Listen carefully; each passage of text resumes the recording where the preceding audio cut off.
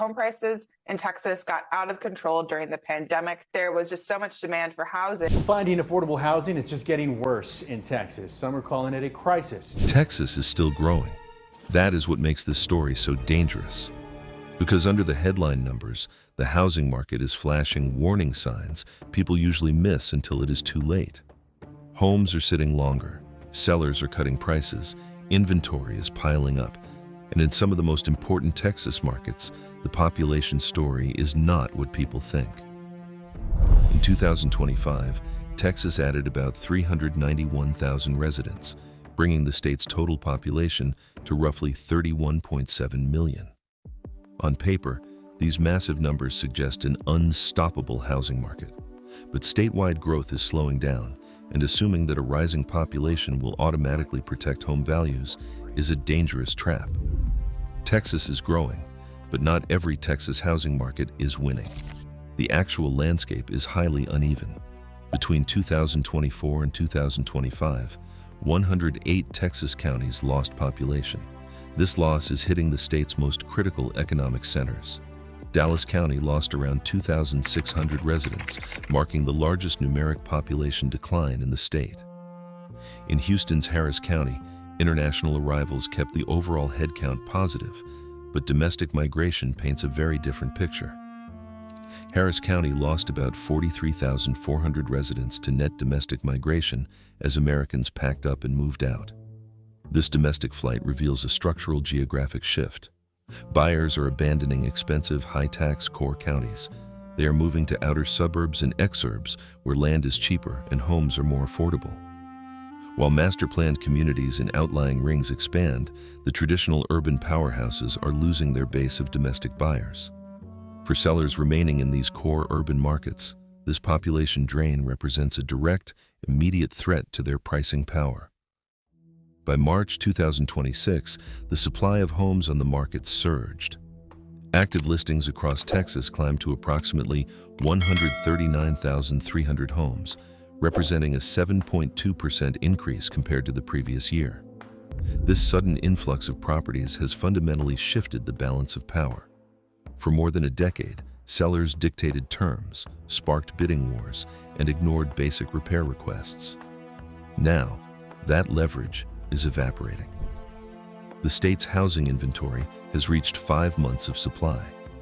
A balance this loose has not been seen in this real estate cycle since 2012.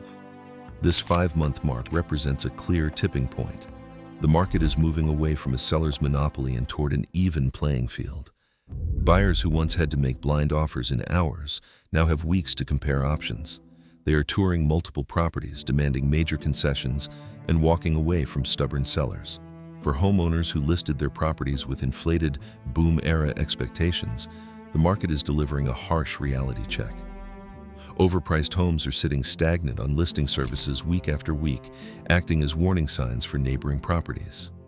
As active listings pile up, the quiet turn from seller confidence to seller panic is beginning to take hold in neighborhoods across the state. In March 2026, the statewide median sale price fell to approximately $332,000. That is a 2.1% drop compared to the previous year, marking the 10th consecutive month of year-over-year price declines across Texas. This steady leak of pricing power is happening without a sudden overnight collapse. While a small dip sounds minor, its impact is amplified by the brutal reality of modern homeownership. Buyers are already stretched to their absolute limits by high mortgage rates, soaring homeowners' insurance premiums, and heavy property taxes. In this high-cost environment, even a minor erosion in home value can quickly wipe out a homeowner's paper equity. Sellers expecting the frantic bidding wars of the boom era are discovering that the ground has quietly shifted. Pricing power has evaporated long before any major crash headlines appear. This pressure is visible on listing platforms across the state. A price cut is not just a discount, it is a seller admitting the market they thought existed is gone. Statewide, median seller price cuts have reached about $14,900, roughly 4.1% off the original list price. In Austin, where the post-pandemic boom peaked highest, sellers are slashing $25,000, or 5.4%. In San Antonio, the average cut is $18,000.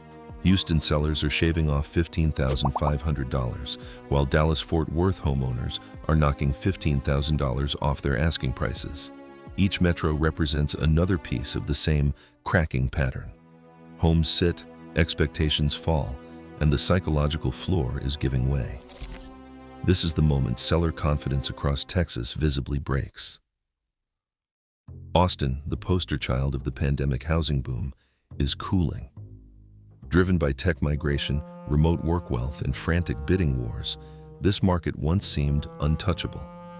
But by May 2026, Austin's median sale price fell to $542,000, a 2.3% decline from the previous year. Homes now sit on the market for an average of 48 days before finding a buyer. If the capital city is losing its grip, other overheated Texas metros are highly vulnerable. At the same time, a structural threat is squeezing existing homeowners. Corporate home builders are advancing. In March 2026, the median price for a newly built home fell to $341,500, while the existing home median stood at $326,200.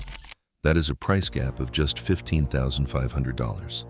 Before the pandemic, a brand new home cost nearly $100,000 more than a resale. Now, developers are aggressively closing the distance. Builders are offering smaller floor plans, closing cost incentives, and mortgage rate buydowns that ordinary sellers cannot match. Homeowners trying to sell their properties are finding themselves in direct, losing competition with corporate giants willing to slash margins to move inventory.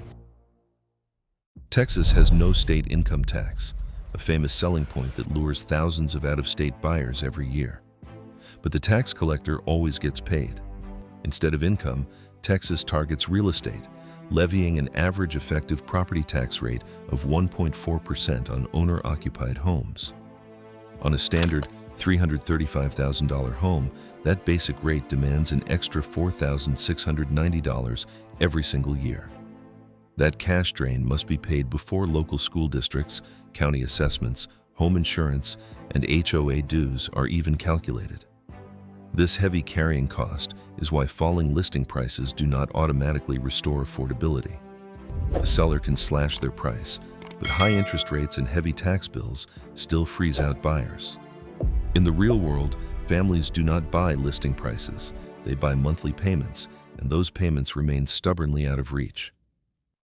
While urban centers bleed domestic buyers, the Texas growth story has simply migrated outward. Collin County added 43,000 residents in a single year, while Montgomery, Williamson, and Denton counties combined for 77,000 more. Demand is not dead, it is merely relocating to cheaper land and longer commutes. This geographic split means one neighborhood can strengthen while another just miles away buckles under pressure. What happens next depends on three forces. If mortgage rates remain high, active inventory will keep climbing. If sellers refuse to drop prices to match this new reality, their homes will simply sit. And as corporate builders continue offering aggressive rate buydowns on new builds, existing homeowners face a brutal disadvantage. This is not a sudden, one-day collapse. It is a slow, grinding reallocation of leverage from sellers back to buyers. Today, soaring property taxes are colliding with surging inventory. As buyers retreat, the illusion of an unstoppable boom is shattering.